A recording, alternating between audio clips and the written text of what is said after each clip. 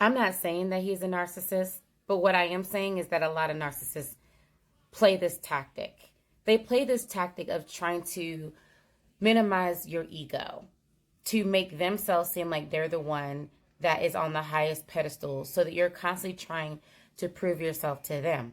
And they do this thing called public embarrassment. So they will embarrass you publicly, which will be a hit on your ego and on your self-esteem. And then they'll make it seem like, I don't really know who you are. You're insignificant, because they're the ones that's feeling insignificant. Now, there were so many red flags. It was so sad. And it was sad to watch her smile about it. For her to be so naive about what was going on and what he was doing. He was more interested in impressing the homeboys than protecting his woman. He could have said so many different things. Like, you know what?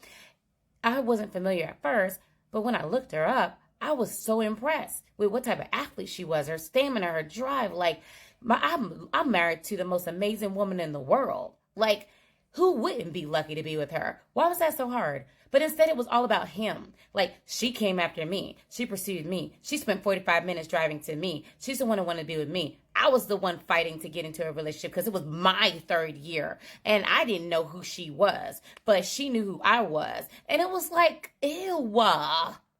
The entire interview was cringe, disgusting. There's no way to play it up. And I know they look all in love and happy publicly. And I was rooting for them to be all in love and happy publicly as well. But y'all, Keke Palmer and her baby daddy looked happy too. And then we found out that she was getting beat behind the scenes. Just because people look like they're happy, just because we want them to be happy, doesn't mean that there isn't some deep, dark secrets that's going on behind the scenes. But when somebody shows you who they are, then believe them. When a man speaks, because out of the mouth the heart speaks, and when this man tells you and tells the world how he thinks about you, I'm going to take that seriously. I'm going to take that as law.